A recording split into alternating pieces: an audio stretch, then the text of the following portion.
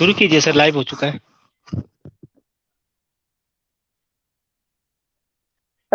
आज के भोजन संवाद कार्यक्रम में आप सभी का स्वागत है। आज हमारे साथ चर्चा के लिए दो मेहमान हमारे स्टूडियो में मौजूद हैं। डॉक्टर वैशाली जी हैं, आप महाराष्ट्र से आती हैं। दूसरी हमारी मेहमान हैं डॉक्टर किरण आठिया जी, आप मध्य प्रदेश से आती हैं। किरण जी जो है मध्य प्रदेश में महिलाओं के बीच में काम करती हैं।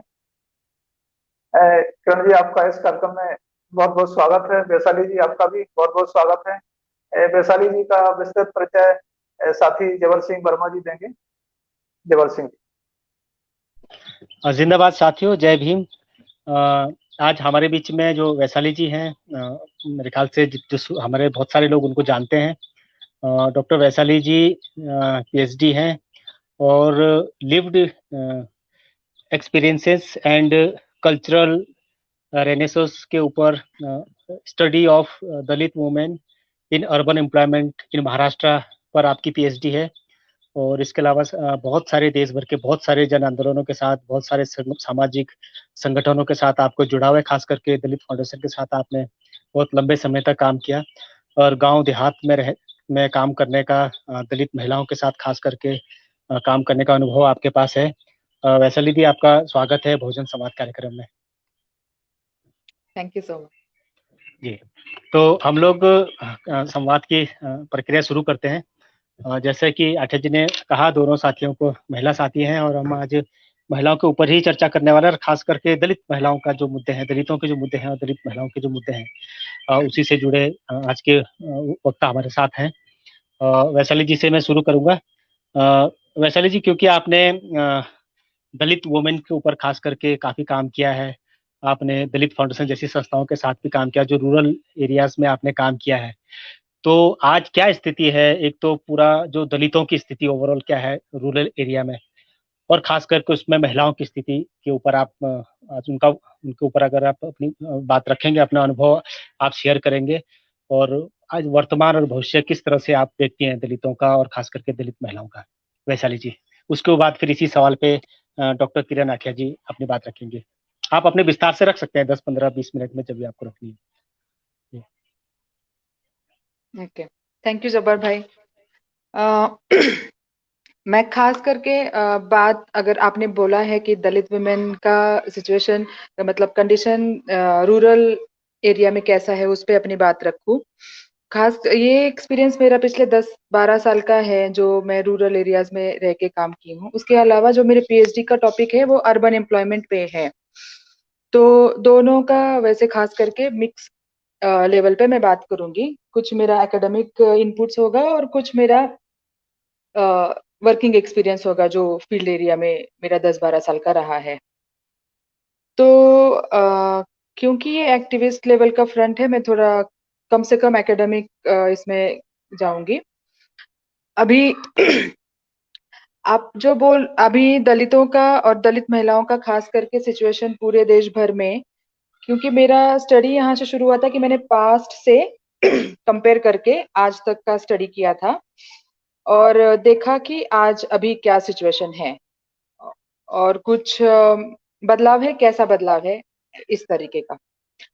तो मैं फिर पास से शुरू करूंगी। दलित विमेन है तो दलित और विमेन दोनों को ही पढ़ना लिखना मना था। अगर वहां से शुरू करे और आज हम यहाँ तक देखें तो देखा जाए तो अगर टॉप लेवल में सब जगह पे दलित विमेन पहुंची है, दलित पहुंचे हैं, विमेन सेपरेटली पहुंचे हैं और दलित विमेन भी पहुंचे हैं।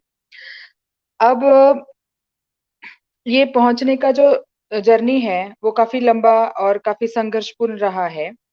वैसा ही आज का भी स्थिति है, आज भी उसमें बदलाव नहीं है, मतलब संघर्षरत रहना ये कंटिन्यूड है। बट जो पहले एकदम से बिल्कुल भी तुम पढ़ नहीं सकते, बिल्कुल भी तुम घर से बाहर ही नहीं रह सकते।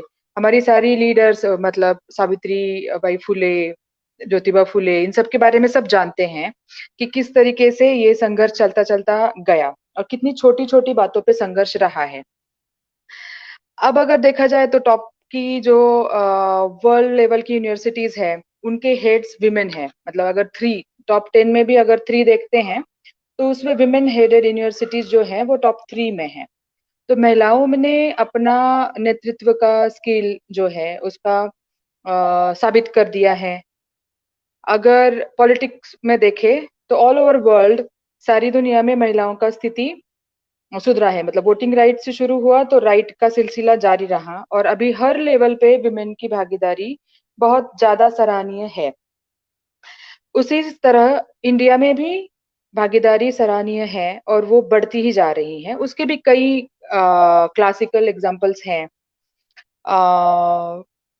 कल परसों जो सीबीसीए का मतलब रिजल्ट निकला, उसमें एक लड़की ने 600 में से आउट ऑफ 600 में से 600 मार्क्स लाए।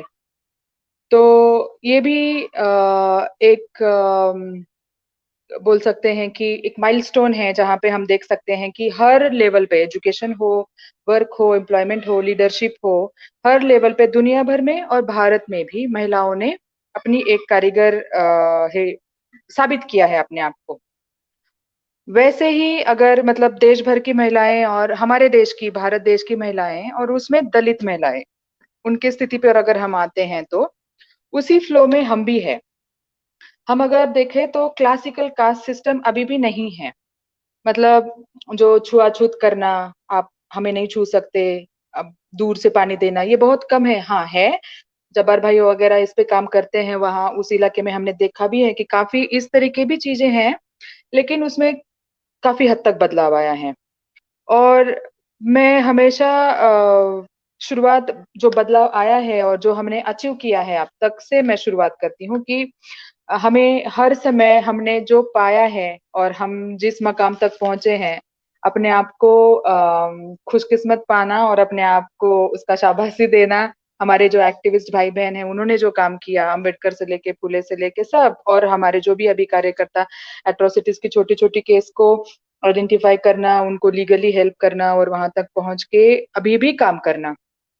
तो पूरे देश भर में ये भी काम चल रहा है, लीगल लेवल पे काम चल रहा है, सामाजिक तौर पे काम चल रहा है। और एड मतलब जैसे एजुकेशन हो, एम्प्लॉयमेंट हो, इन सारी चीजों को चैनलाइज, मतलब जो स्ट्रेटेजिक प्लानिंग के तहत जो सारी चीजें अवेलेबल है उसको ग्रास्प करना और बेहतर इम्प्लीमेंटेशन करना, हर हर लेवल पे काम चल रहा है। सो मैं तो सबको बधाई देती हूँ और एज अ दलित वुमेन मैं actually appreciate my being a Dalit women first तो। और दूसरा ये है कि फिर आता है कि आज का स्थिति क्या है। तो आज का स्थिति जैसे दलितों का स्थिति है पूरे देश भर में, वैसे ही दलित वुमेन का स्थिति एक थोड़ा स्टेप डाउन है। और दलित में जब मैं बात करती हूँ तो दलित मेन है, दलित वुमेन है, और इन दलित मेन और वुमेन में अपने सब कास्ट है। तो अगर हम उस पे बात करें तो आपसी हम जो भेदभाव करते हैं वो भी एक बहुत बड़ा मुद्दा है जिस पे काम करने की जरूरत है। जब आप पूछे थे कि गांव में क्या होता है, तो गांव में कास्ट का स्ट्रक्चर बहुत रिजिड है और बहुत साफ दिखाई देता है, और उसमें सब कास्ट इश्यूज भी बहुत स्ट्रांगली सामने आते हैं। जब अगर हम कास्ट की लड़ाई करते हैं तो हमारी अंदरूनी कास्ट को भी हमें लड़ना पड़ेगा। जैसे एक कास्ट दूसरे कास्ट ऐसी ही है, लेकिन आपस में छुआछूत का चीज होता है। तो वो एक चीज है जिसको देखना और उस पे काम करना, और कई लोग उस पे काम भी कर रहे हैं, बदलाव उसमें भी आ रहा है। दूसरा, दलित मेन दलित वुमेन के साथ घर में या बाहर में, मतलब अपने घर के अंदर की स्पेस शेयर करना और घर की बाहर की स्पेस शेयर करना, उसमें भी बहुत सारा बदला, मतलब डिफरेंट टाइप के हमें देखने को मिलेगा कि किस तरह से होता है। मेरे स्टडी में भी ये मैंने पाया कि दो मतलब एक्सट्रीम्स भी है और उसको बैलेंस भी है। देखा ये गया है कि जैसे क्योंकि अंबेडकर और बदलाव और इन चीजों से जुड़ाव है, तो कई ऐसी मैंने देखे हैं अपने पढ़ाई के दौरान और अपने कामों के दौरान भी कि वो घर का सारा काम आधा आधा बांटते हैं या कभी कभी ज्यादा भी करते हैं, और बाहर के काम में भी महिलाओं को अलाउ करते हैं कि वो जाए और वो स्पेस शेयर करें। तो ये एक बहुत ही सराहनीय बात है। एट द सेम टाइम ये भी देखा जा रहा है कि वही दलित मेन, मतलब भले ही आप एक बहुत ही पढ़ी लिखी और हेड ऑफ द डिपार्टमेंट हो, या आप 1.5 लाख का सैलरी ले रहे हो और एक प्रेस्टिजियस पोस्ट पे घर पे मतलब बाहर आप काम कर रहे हो, बट घर में आपको पति नमक कम पड़ा इसके लिए थाली फेंक के आपके मुंह पे मार सकता है। सो ये है रियलिटी। मतलब एक मकाम हमने पाया है, एक जगह से हम एक जगह आए हैं, फिर भी एक जगह आते आते हमें एक भयंकर तरीके की चीजों को सामना करना पड़ रहा है। तो इसको और भी एक लेवल पे देखा जा सकता है कि जैसे हायर एजुकेशन पे मेरे एक किस मतलब एक उदाहरण बताऊंगी मेरे रिसर्च के दौरान आया हुआ कि कैसे मतलब ये पैट्रियार्की हुआ एट द हाउस, पैट्रियार्की का जो से ये हुआ तो कास्ट सिस्टम अभी एम्प्लॉय मतलब एजुकेशन या जॉब वर्किंग लेवल पे कैसे हैं। तो एक ब्राह्मण महिला एक दलित महिला को कहती है कि हम हमारे घर में बर्तन साफ करने के लिए और बाद झाड़ू पोछा लगाने के लिए ऐसी महिलाओं को रखे हैं और आज भी हम उनको अपने घर में एंट्री नहीं देते। तो कहने का तरीका मतलब ये उसने डायरेक्टली नहीं कहा कि तुम एक अछूत हो, तुम एक निचली जाति की हो और तुम एक सबऑर्डिनेटेड तरीके से ही रहो, तुम अपने आप को आगे मत बढ़ने दो, इस तरीके का डायरेक्ट बात नहीं होता है। शहरों में एक सटल लेवल पे कास्ट चल रहा है, वो क्लासिकल कास्ट हम नहीं देख पाएंगे। तो बात वही कही लेकिन अलग अंदाज से कही। दूसरा, मैंने उसी कॉलेज में उसी जगह पे ये भी देखा कि एक ब्राह्मण महिला एक दलित महिलाओं की लीडर है और उसको मैं इंटरव्यू करने गई थी तो मुझे ये पता चला, तब मुझे पता चला कि वो ब्राह्मण है। लेकिन वैसे उसका दलित महिलाओं के बीच में ही मेरे पास नाम आया था कि मैं दलित महिलाओं का इंटरव्यू ले रही थी, वो जो पढ़ाने में और एक यूनिवर्सिटी लेवल पे है। तो इतना उसने अपने आप को बदला था कि कोई उसको पहचान ही नहीं पा रहा था कि उसकी कास्ट कौन सी है, और उसने दलित इंसान से मतलब शादी भी किया था। तो एक लेवल पे है कि अपने आप को डी कास्ट करना, डी क्लास करना, डी मतलब पैट्रियार्क मतलब डी से वैसे नहीं, लेकिन एक लेवल पे अपनी पूरी वो पहचान है कैटेगरी वो उसको बदलना, इतने लेवल पे एक काम हो रहा है। और दूसरा है कि उसी को पकड़े रखने का है कि हम उसको नहीं छोड़ेंगे, एटलीस्ट मतलब उतना तो रहे घर में तो मैं उसको दबा सकूं, या फिर मैं अपने वर्क प्लेस में तो उसको दबा सकूं। तो जो नोशन है जो आम्बेडकर ने कहा था कि मुझे किसी को नीचा दिखाना है इसलिए कि मैं उससे ऊपर उठूं, ये अभी भी सोसाइटी में है, हर जगह पे है, ग्रामीण स्तर पे है और शहरी स्तर पे भी है। तो सबसे बड़ा अगर चैलेंज है तो ये चैलेंज है कास्ट की मानसिकता, क्योंकि एट्रोसिटीज तो अभी भी एकदम हॉरिबल तरीके की, अभी पूना की रिसेंट मतलब पूना में भी एक घटना हुई थी कि एक लड़का मतलब एक एससी लड़का एक नॉन दलित लड़की से प्यार करता है तो उसको डेथ मतलब बहुत ब्रुटल तरीके से मारा गया। तो ये कोई रुकी हुई चीज नहीं है और ये एक मतलब हेटरेट है और डिसगस्ट है और नोशन है नीचा और ऊपर दिखाने का। तो ये हुआ दलित और नॉन दलित के बीच में जो एक तनाव है और जो कि है ही, जिसको कोई नकार नहीं सकता है। इसी अंधेरे रास्ते में उजाले के बहुत सारे किरण हैं कि जो एट्रोसिटी कर रहे हैं, जो दबाव दे रहे हैं, उनमें से लोग हैं जो बचाव के लिए भी खड़े हैं।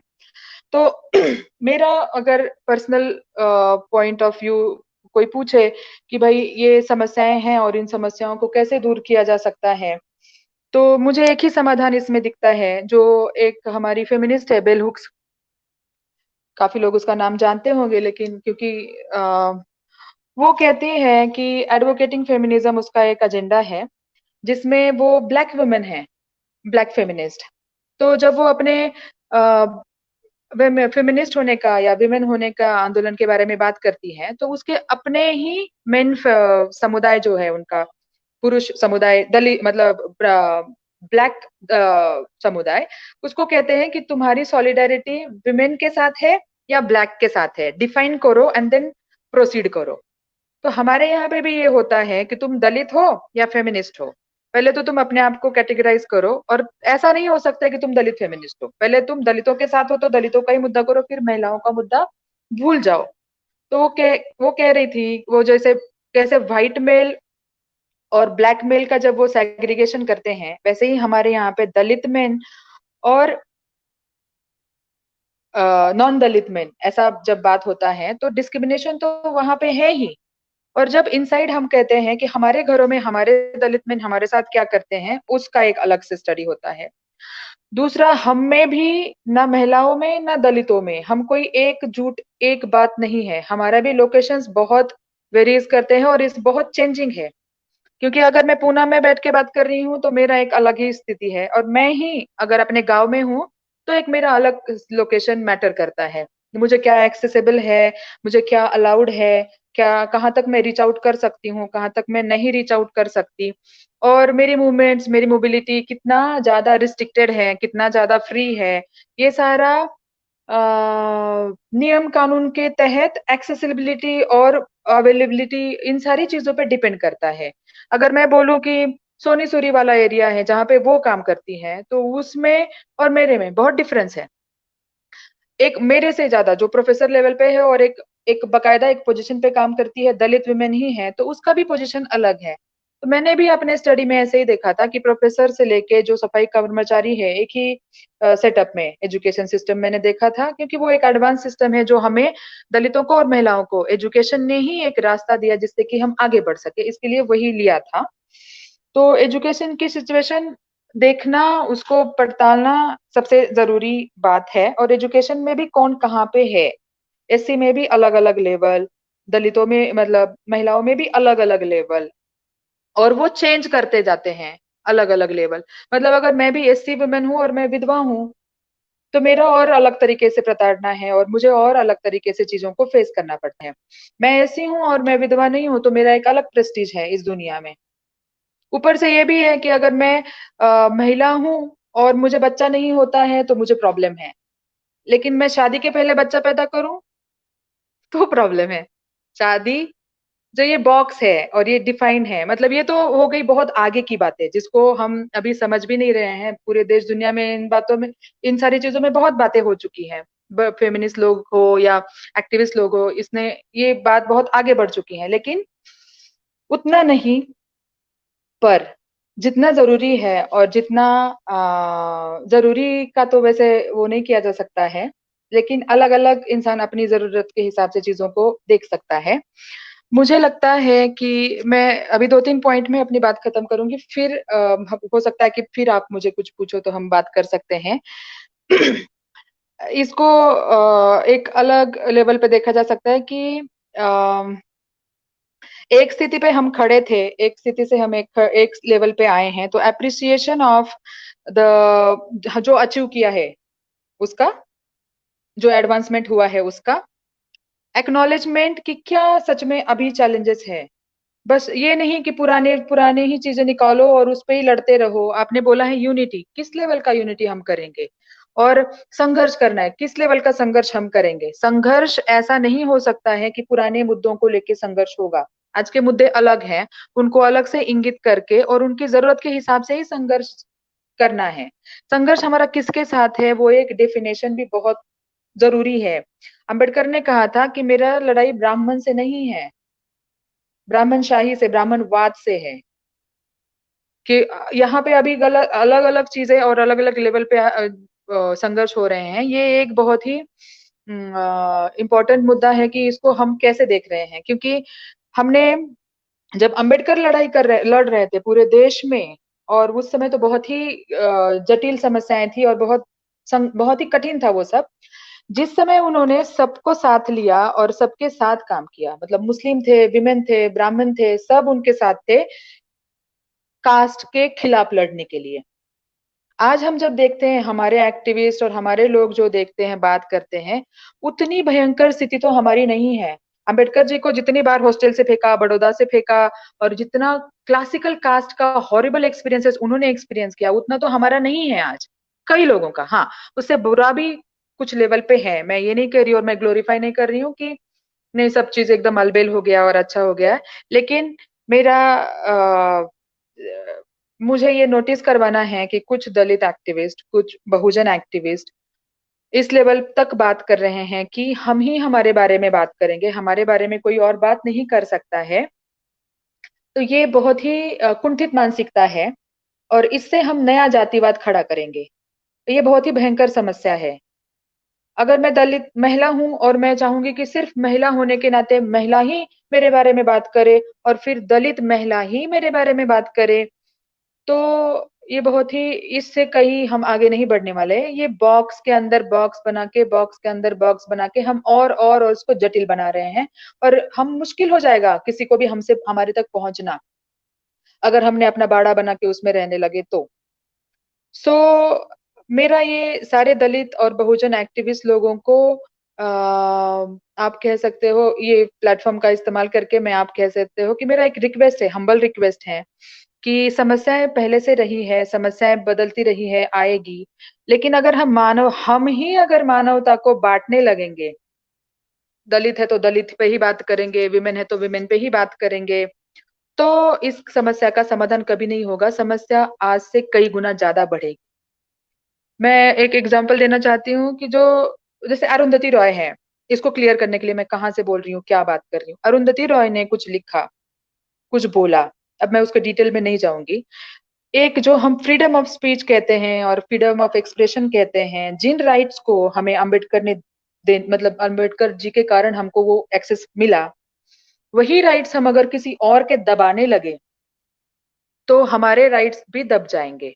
मतलब एक शोषण के खिलाफ हम बात करते हैं तो हमें दूसरे शोषण के साथ मतलब शोषण करने के लिए खड़े नहीं हो सकते। हमें जब डिस्क्रिमिनेशन है, शोषण है, तो एक है, दो है, तीन है, हमें हर शोषित के साथ खड़ा ही होना पड़ेगा। हम चूज नहीं कर सकते अपना बाड़ा बना कि नहीं दलित वुमेन पे ही हम गाना गाएंगे और दूसरे चीजों पे हम बात नहीं करेंगे और दूसरों को हम अपने ऊपर बात भी नहीं करने देंगे, तो ये सॉल्व नहीं होगा। ये मुझे लगता है कि एक नई तरीके की समस्या आगे आ रही है।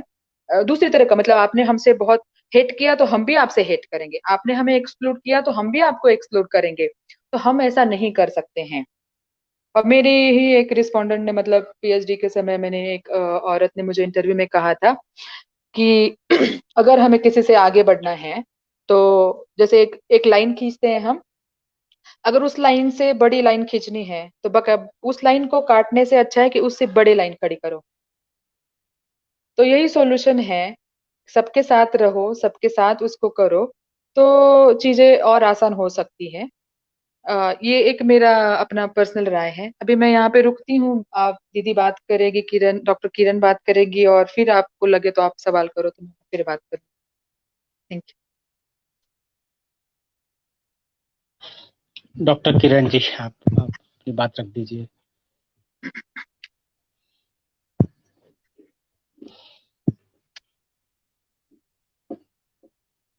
आपका माइक ऑन कर लीजिए प्लीज।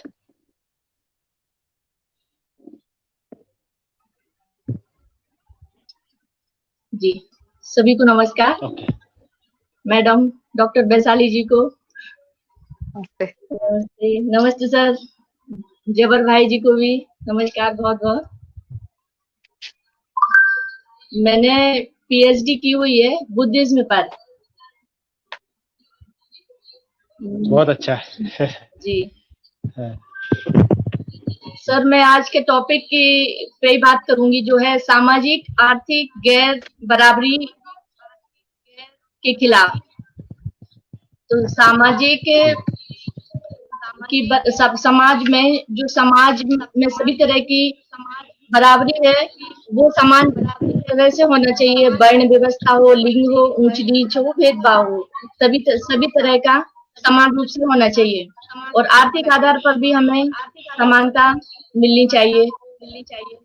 शैक्षिक, जैसे शैक्षिक असमानता समाज में बहुत है। एक तरफ तो संपन्न शैक्षिक सुविधाएं हैं, दूसरी तरफ शैक्षिक स्तर है जो वो निम्न स्तर का है, जिससे शासकीय सेवाओं में जो प्रतियोगी परीक्षार्थी होते हैं वो पिछड़ जाते हैं, जिससे समाज में गैर बराबरी का जन्म होता है। अतः सरकार को चाहिए कि सभी वर्गों को एक ही स्तर में शिक्षा दी जाए। बाबा साहब मानते थे, डॉक्टर भीमराव अम्बेडकर जी, कि गैर बराबरी दूर करने के लिए राज्य को सख्त कदम उठाने चाहिए। आज बाबा साहब के चिंतन और विचारों की आवश्यकता बहुत अधिक है।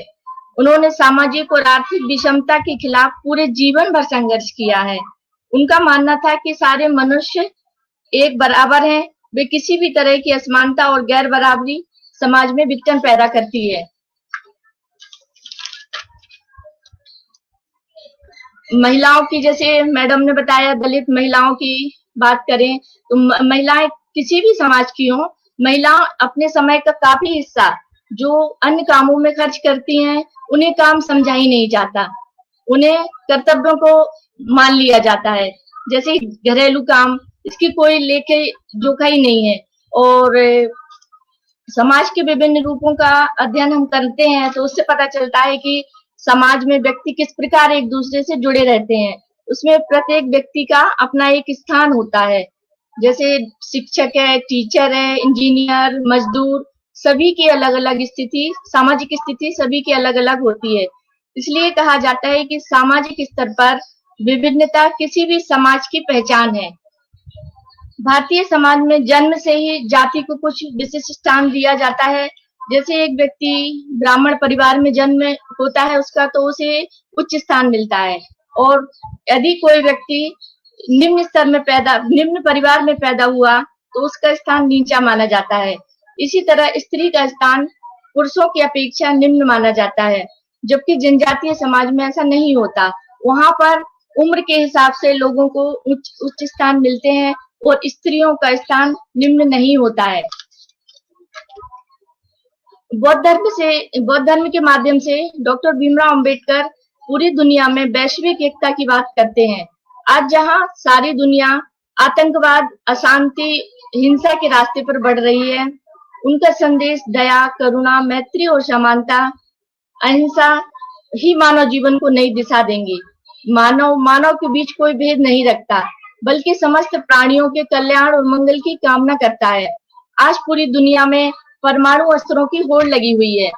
ऐसे में डॉक्टर अंबेडकर कहते थे कि दुनिया का हल आपस में मिल बैठकर बातचीत से ही निकाला जा सकता है, क्योंकि बुद्ध की अपील पूरी दुनिया में वैश्विक अपील है।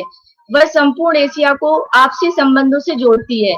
भारत की विदेश नीति बौद्ध धर्म पर आधारित रही है, जिसमें पंचशील का सिद्धांत नेहरू जी ने भी प्रतिपादित किया था। और भगवान बुद्ध के सिद्धांत, उनके करुणा, दया है, वो हमें सभी पर बनाए रखना है। और जो भी समस्या है आने वाले समय में, अभी कोरोना काल में चल रही है, उसमें हमें बातचीत करके ही आगे बढ़ा जा सकता है। जी, शुक्रिया।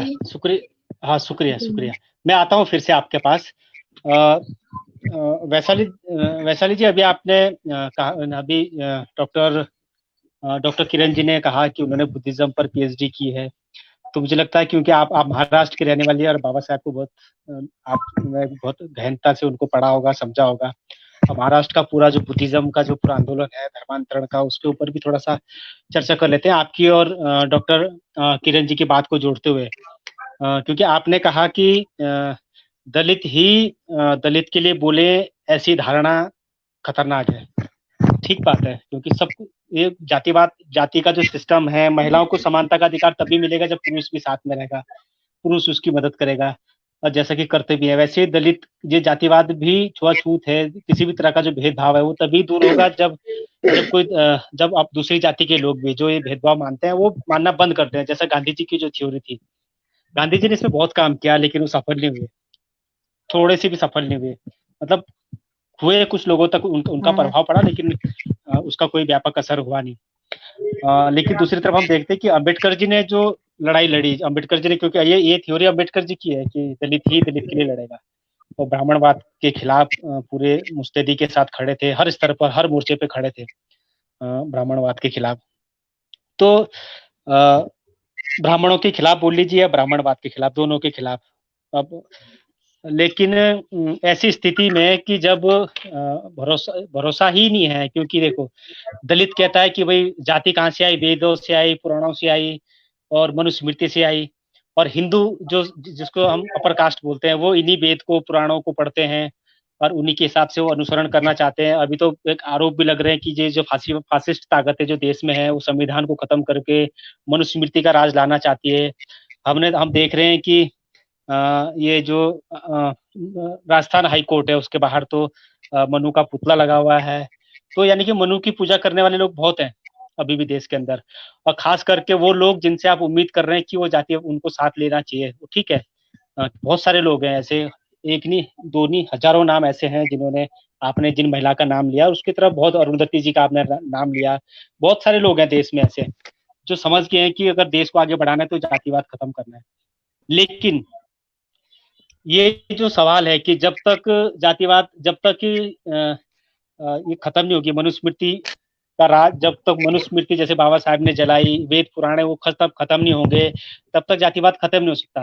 और उसको खत्म करने वाले बहुसंख्यक जो हिंदूवादी लोग हैं, जो उसके 99.9% लोग ऐसे हैं जो उसको खत्म नहीं करना चाहते हैं, उसके प्रति उनकी आस्था है। और दलित इधर कहते हैं कि ये खत्म नहीं करेंगे तो फिर जातिवाद होगा नहीं। अब बाबा साहब ने भी अंत में यही बात रखी। तो ऐसी स्थिति में फिर कैसे आप अपेक्षा करते हैं? क्या कुछ ऐसे कोई उदाहरण आपके पास हैं इस तरह के कि जैसे आपने एक महिला का उदाहरण दिया, आप अरुंधति की हाल की जो किताब है आपने पढ़ी होगी, उसी से प्रेरित होकर आपने उनका उदाहरण दिया, लेकिन व्यापक स्तर पे, क्योंकि दर्द है वो तो वही समझेगा जो झेलता है उसको।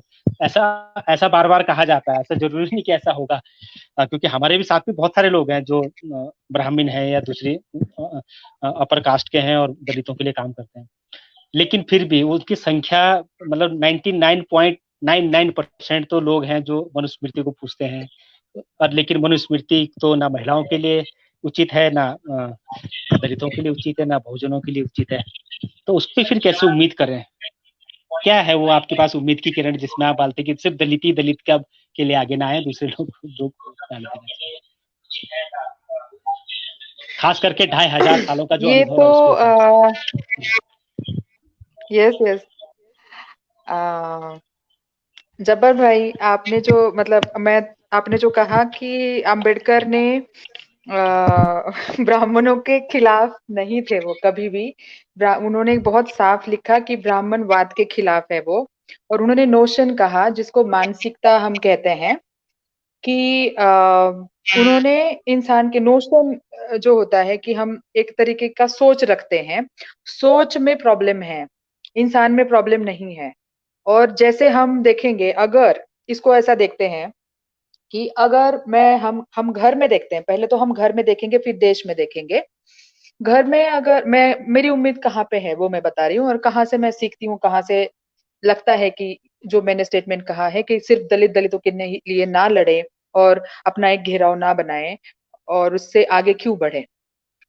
अगर हम अपने घर की बात ले, मैं अपने बचपन से देखूं, और कोई भी सामान्य सा घर आप ले लो, चाहे बहुत ही ग्रामीण शहरी और बहुत कई का 99% की आप बात कर रहे हैं, मैक्सिमम लेवल पे मनुवाद है, मनुवाद को मानने वाले लोग हैं और उसको पूजने वाले लोग हैं, और ये हमारा डेली एक्सपीरियंस है लाइफ का।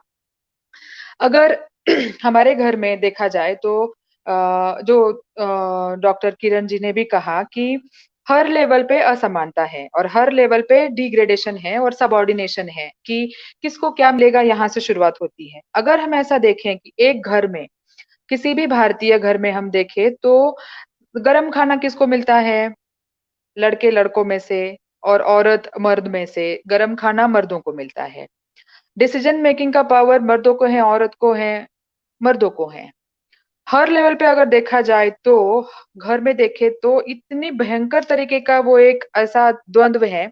फिर भी साथ में कौन रहते हैं? मर्द और औरत रहते भी हैं, बच्चे भी पैदा करते हैं और फिर मरते भी हैं। तो ये सिलसिला चल ही रहा है। अगर विद्रोह की बात हम ऐसे करें कि हम वर्सेस तुम, मतलब महिला वर्सेस पुरुष और दलित वर्सेस नॉन दलित, तो ये लड़ाई कितनी खतरनाक हो सकती है मैं आपको बता सकती हूँ कि घर में अगर पति पत्नी रहते हैं, डेली पति पत्नी को मारता भी है तभी पत्नी उसके साथ रहती है, खाना भी खिलाती है, उसके बच्चों को भी पालती है। मैं नहीं कह रही हूँ कि ये करना चाहिए, लेकिन हम वो करते हैं, कर रहे हैं। अगर औरतों को हम राइफल देंगे और बोलेंगे कि सबसे ज्यादा जो आपका शोषण करता है उसको उड़ा दो, आज सारी औरतें अपने अपने पतियों को उड़ा देगी और घर के सारे मर्दों को उड़ा देगी, जिसको बच्चे भी मारते हैं माँ को आजकल। ऐसा नहीं है, डोमेस्टिक वायलेंस के केसेस हम देखते हैं, इतनी खतरनाक चीजें हैं। तो वायलेंस महिलाओं पे आप अगर अच्छे से स्टडी करेंगे तो घर में सबसे ज्यादा वायलेंस होता है। रेप की केसेस घर में ज्यादा, पति की रेप की केसेस हैं जिसको अभी रेप वैसे भी नहीं मान रहे हैं, और घर के बाकी मर्दों से रेप है और बाहर भी रेप है और अलग अलग लेवल की चीजें हैं। अगर हम इसको संघर्षात्मक रूप देंगे तो संघर्ष इतना गहरा हो जाएगा। और अगर हम इसको मानवता और साथ में रहना, को एग्जिस्टेंस, को हैबिटेशन ऐसे बोलेंगे, तभी ये बात आगे बढ़ सकती है। अदरवाइज ये बहुत भयंकर दूर जाएगा चीज। नक्सल मूवमेंट क्या है हमारे देश में? अगर घर, वो क्यों लड़ रहे हैं? क्योंकि नहीं, उनको लेकिन भरोसा नहीं है कि ढाई हजार से जो जातिवाद चल रहा है, छुआछूत चल रही है, मतलब दलित को गांव के अंदर नहीं घुसने देते हैं, मंदिर में नहीं आने देते हैं, गांव के सार्वजनिक चौक में नहीं आने देते, यस, पानी के मैं वहां स्रोत तक पे नहीं आ आने रही हूँ। देते। मैं तो ये क्या भयंकर नहीं है क्या? ये 2500 सालों से तो हो रहा था, इससे मैं बहुत भयंकर और क्या भयंकर होने है। वाला है? मैं क्या बोल रही इससे हूँ, भयंकर और क्या होने मैं वाला है अभी? एक सीढ़ी से एक सीढ़ी से लेके उस सीढ़ी तक आ रही हूँ। एक शोषण की बात को बना सीढ़ी बना के दूसरे शोषण की बात पर मैं आ रही हूँ। एक शोषण जो एकदम घर में है और एकदम लाजमी है और एकदम साथ में स्पष्ट दिखता है, उस शोषण को जब हम दूर करने की बात करते हैं तो हमने कई दिनों से उसको हम एक अलग तरीके से ट्रीट कर रहे हैं और डेली ऐसा, हाँ। तो घर की जो मैं बोल रही हूँ कि घर की जो दुविधा है, घर में जो मारपीट हो रही है, उस पे महिलाओं ने बहुत कुछ सोच समझ के ढूंढ निकाला है, इसीलिए सरवाइव कर रही हैं। दलितों ने भी अपने बारे में बहुत कुछ सर्वाइवल मैकेनिज्म्स डेवलप किए हैं और उसके बदौलत वो सिस्टम में जिंदा रह रहे हैं। और उसको कॉन्स्टिट्यूशनल सेफगार्ड्स हैं, अदर फैसिलिटीज, अदर चीजें हैं जिसको एक अलग तरीके से स्ट्रक्चर दिया है, जिसको कि वो पुश करते हैं हमें। मतलब एक है कि हम खुद अपने लिए लड़ते हैं, जैसे पानी में जा रहे हैं तो हम पानी में पुश करके खुद अपने आ रहे हैं, क्योंकि उससे हम सीख रहे हैं पर्सनल एक्सपीरियंस से। विमेन भी और दलित भी, और दलित विमेन उससे में खास करके। तो वो सीख रही हैं, और जो स्ट्रक्चरल सपोर्ट है वो है। और तीसरा है हमारा आंदोलन, महिला आंदोलन और दलित आंदोलन, दलित महिला आंदोलन। तो अभी हम बात करेंगे, जो आप कह रहे हैं कि दर्द, कहानी दर्द की है, शुरुआत दर्द से होता है, तो मैं अपना दर्द बता रही हूँ एज अ वुमेन। फिर मैं एज अ दलित वुमेन अपना दर्द बताऊंगी, और फिर हम बोलेंगे कि एज अ दलित हमारा दर्द क्या है। तो कहने की बात यह है कि जब दर्द है, तो जब दलितों का दर्द है तो बहुत बड़ा गहरा दर्द है। फिर दलित वुमेन का दर्द कितना गहरा है, कह ये मैं बोल रही हूँ। अगर लैडर देखा जाए तो अगर आपने कहा कि दलितों ने दलितों के लिए काम करे और दलित उठा के जाओ नॉन दलित को मार दो, तो दलित महिला ने दलित मर्द को मारना चाहिए। वैसे एकदम सिंपल लॉजिक है। मारकाट से कोई बात कभी सॉल्व नहीं हुई है। अच्छा हुआ कि इनका बुद्धिज्म पे स्टडी है, उस पर मैं बाद में बात करूंगी। लेकिन किसी भी तरीके का संघर्ष हो और किसी भी तरीके का आंदोलन हो, तो उसको जब तक, और ये हमें ये इतिहास बता रहा है कि महिलाओं के लिए पहले पुरुषों ने आगे बढ़े थे। ज्योतिबा ने अगर सावित्रीबाई को नहीं पढ़ाया होता तो सावित्रीबाई नहीं होती, सावित्रीबाई नहीं होती तो क्या दलित और नॉन दलित कोई भी महिला नहीं पढ़ती, कभी नहीं पढ़ती। तो ये जो कंट्रीब्यूशन है, किसी एक मर्द ने आगे आके महिलाओं को पढ़ाया, जितना समाज का विरोध खाया, परिवार का विरोध खाया, और वो आया। तो क्या हम इस कंट्रीब्यूशन को भुला देंगे? नहीं भुला सकते हैं, और नहीं भुलाना भी नहीं चाहिए। इतना सेक्टोरियल हमें नहीं होना चाहिए, और इतना चूजी और सिलेक्टिव हम देखेंगे। और दर्द की बात करते समय किसी ने उस दर्द को कभी निकाला था, इसको अगर हम इंगित नहीं करेंगे तो हम एकदम ही बहुत ऐसे जैसे टनल विजन हो जाएगा, जैसे देखना ही नहीं है, इतना ही देखेंगे इतना नहीं देखेंगे, ऐसा हो जाएगा वो। और ये एक सिलेक्टिव चॉइस, मतलब ये चॉइस है। तो हम कब क्या चॉइस कर रहे हैं ये डिपेंड करता है। अगर मैं महिला बोल के घर में अपने पति को पीटने का चॉइस ले लूं, पर्सनल है, मैं ले भी सकती हूँ, कोई भी ले सकता है। और दलित महिला तो मैं दलित मर्दों को पीटना शुरू कर दूं। और मैं वैसे देखा जाए तो सबसे दबी हुई तो दलित ही महिला है, तो उसको तो कितना आक्रोश करना चाहिए दर्द की अगर बात करें तो मेरा कहना है कि सबका दर्द एक ही जैसा है। जब हम अपने दर्द पे खड़े रहते हैं तो हम दूसरे के दर्द को महसूस नहीं करते हैं, ये प्रॉब्लम है। मेरे सामने एक उदाहरण है, एक ब्राह्मण महिला ने मेरे पास शेयर किया था कि उसको जब पीरियड्स आते हैं तो उसको बाहर बिठाया जाता है। तो ये क्या हुआ? छुआछूत ही ना हुआ? और ये छुआछूत का सामना, वो दर्द तो वो सह चुकी है। तो हर शोषण को महसूस करने की बात है कि हम कब किस शोषण से गुजर रहे हैं। तो वो महिला दूसरे दलितों के साथ तो अपना शोषण बांट ही रही है। जब हमारा शोषण का दायरा हम बांट रहे हैं, तो हमारे रिवोल्यूशन का, आंदोलन का दायरा भी हमें बांट लेना चाहिए। क्योंकि इसमें अगर एक मुझे पीरियड्स के समय बाहर बिठाया जाता है और मेरे साथ छुआछूत की जाती है कि मैं किसी का खाना नहीं खा सकती, मैं किसी को, कोई मुझे छू नहीं सकता, मुझे अलग, मतलब मेरा ही पति जो मेरे साथ डेली सो सकता है वो उस दिन मेरे से इतना दूर भागेगा। और ऐसी चीज को लेके कि जो इतनी सामान्य है, जो कि दुनिया के सृजन के लिए जरूरी है, जो कि जिसका कि एकदम वो होना चाहिए, उस चीज को वो गंदा बता के अगर मेरे साथ छुआछूत किया जा रहा है, तो ये पोल्यूटेड फीलिंग, ये डिग्रेडेड फीलिंग, ये डिग्निटी को चैलेंज करना, ये दर्द है महिलाओं का, और ये हर महिला सहती है। ब्राह्मण महिला तो इसमें बहुत ज्यादा सहती है, उनको तो और भी अलग अलग तरीके की चीजों को सामना करना पड़ता है। कई बार इन मामलों में दलित महिलाएं घर में थोड़ा निकल भी लेती हैं, दूसरी और मामलों में उसका अलग तरीके से शोषण होता है, लेकिन पर समझने में आना चाहिए कि दर्द की बात हो तो हर तरीके के दर्द को साथ में देख के ही लड़ना पड़ेगा। अगर उन्होंने कहा कि हमारे ही, और इसमें फेमिनिस्ट थियोरीज है, इसमें विमेन स्टडीज में कई बातें, कई कई महिलाओं ने बातें की हैं कि क्यों ब्राह्मण विमेन का लड़ाई कैसे रहा है, दलित विमेन का कैसा रहा है, उनका अपना स्टैंड पॉइंट क्या है, कैसे इसको देखते हैं। शर्मिला रेगे ने लिखा, गोपाल गुरु ने लिखा, अनेक, मेरी खुद गाइड है वसंत, मतलब कल्पना कन्ना बिरन, वसंत कन्ना बिरन, और भी है, मीना गोपाल है, कई सारी महिलाएं हैं जिन्होंने कई लेवल पे ये छोटी छोटी बात जो हम करते हैं उस पे लिखा है, पढ़ा है, बोला है अपनी बातों को। अंत में जाके बात इसी पे आती है कि मगर अगर मैंने कहा, जैसे बोलो कि मैं लेस्बियन हूँ, और लेस्बियन विमेन, अभी हम तो दलित लोग तो इसका मुद्दा भी नहीं मानते हैं, लेकिन उनके वो मुद्दे हैं, थर्ड जेंडर है, उनके वो मुद्दे हैं, अपने अपने कम्युनिटी के अपने अपने मुद्दे, मुस्लिम्स के अपने उनके मुद्दे हैं। तो हर दर्द, मानवता को होने वाला हर दर्द, मानवता के साथ होने वाला हर खिलवाड़, हर कोई किसी का डिग्निटी, ये एक कॉमन दर्द है। किसी की डिग्निटी को चैलेंज करना, किसी के बॉडी को इंटीग्रिटी को चैलेंज करना, किसी को मारना, डेथ तक पहुंचाना, ये किसी भी ह्यूमन को, किसी को राइट नहीं है। तो ये आती है पूरी ह्यूमन राइट्स की बात। और इसलिए मैं लार्जर लेवल पे बात करती हूँ कि जो लोग एटलीस्ट एक शोषण के खिलाफ बात कर रहे हैं, एटलीस्ट उनके साथ तो सॉलिडेरिटी रखो। जो इंसान बोलता है कि मैं सारा सब पे अन्याय करूंगा क्योंकि मैं सबसे ऊपर वाले पायदान पे हूं तो मैं करूंगा, करने दो ना उनको। लेकिन अगर ब्राह्मण महिला कहती है कि मैं दलितों के साथ हूं क्योंकि मैं विमेन होने के नाते एक एक्सपीरियंस कर चुकी हूं, और मुझे लगता है कि दूसरे किसी भी इस तरीके की दर्दनाक चीजों को सामने मुझे खड़ा रहना है, तो क्यों नहीं वो बात करे। आजकल हमारी दलित महिलाएं ऐसे ब्राह्मण महिलाओं को बोलती हैं कि आप बात नहीं कर सकते बिकॉज आपने कभी झेला नहीं है।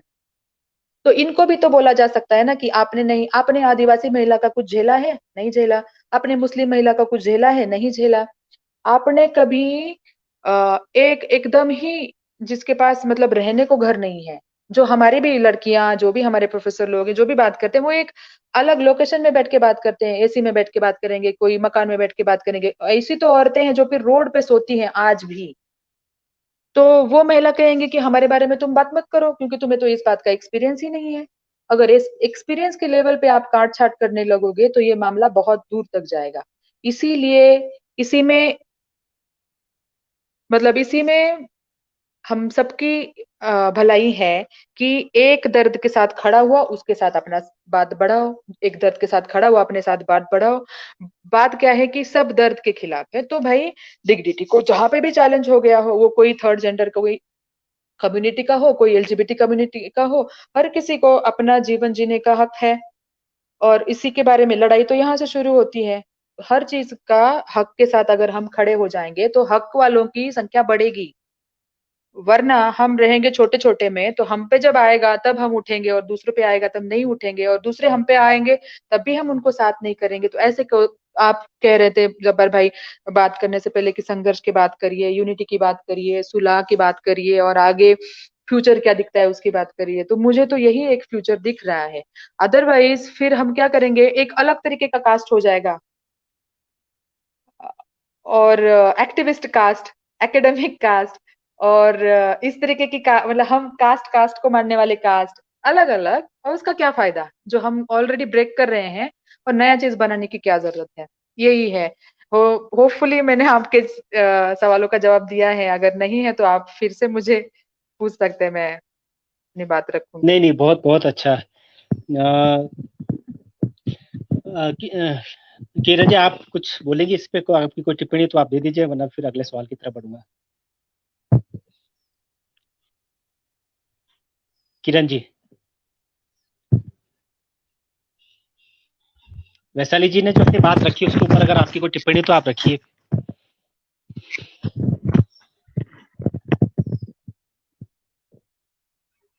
जी, वैशाली जी ने जो कहा है कि पुरुष और महिलाओं का जो भेद घर में होता है, वो सही बोल रही है, लेकिन हर जगह नहीं होता है। जैसे सावित्रीबाई फुले या ज्योतिबा फुले का बोला है, तो मेरे साथ भी यही है कि मुझे भी मेरे हस्बैंड ने पढ़ाया लिखाया पीएचडी करवाई, तो ये सारा श्रेय उन्हीं को जाता है। तो कहीं कहीं पुरुष महिलाओं का सम्मान भी करते हैं, उनकी रिस्पेक्ट करते हैं, और भेदभाव घर में रहता ही नहीं है। जो पढ़े लिखे लोग रहते हैं, समझदार लोग रहते हैं, शिक्षा का मतलब समझते हैं। शिक्षा मतलब पढ़ाई वाली शिक्षा नहीं, बेसिक चीजें होती हैं जो अच्छा बुरा या भविष्य वाला, उसमें मतलब मेरे घर में तो ऐसा नहीं है। बाकी मैं भी और अन्य समाज में देखती हूँ, लोग धीरे धीरे जागरूक हो रहे हैं, समझ रहे हैं, क्योंकि कहते हैं कि किसी भी समाज की तरक्की तभी संभव होगी जब महिलाएं वहां की कदम से कदम मिला के आगे आएंगी।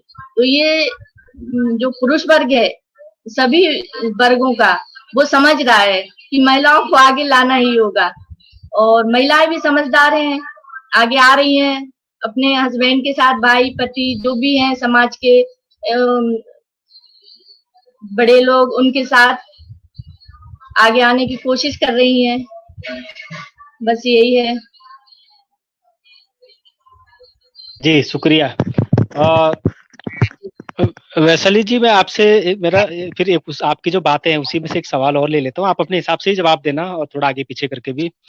लेकिन मैं दलितों में ये भावना कहाँ से आ रही है कि उनकी बात को वही लोग कर सकते हैं, दूसरी जाति के लोग उनकी बात नहीं करेंगे, वो उनकी पीड़ा नहीं समझते हैं, और हम जो कहेंगे वही सही है। ये भावना आई कहाँ से ये 2500 सालों में दलितों के अंदर? क्योंकि आप ही ने कहा और सबका अनुभव है हमारा कि आज तो दलित यही कहता है कि दलित को ही दलित की लड़ाई लड़नी पड़ेगी, अदरवाइज तो आपकी लड़ाई कोई लड़ नहीं सकता, दूसरा कोई लड़ेगा नहीं। तो ये भावना आई कहाँ से है? कैसे आज इस स्थिति में हम पहुंचे कि हमें लग रहा है कि समाज का कोई दूसरा व्यक्ति हमारी लड़ाई नहीं लड़ेगा? और दूसरा, मनुस्मृति के ऊपर मैंने आपसे कुछ सवाल किया था, वो उसका जवाब आया नहीं आपकी तरफ से।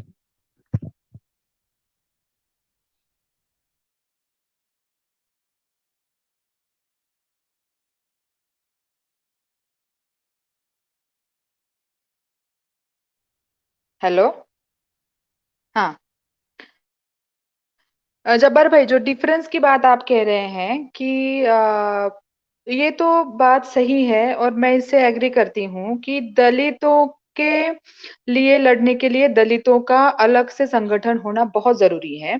महिलाओं के राइट्स के लिए लड़ने के लिए महिलाओं का अलग से संगठन होना बहुत जरूरी है।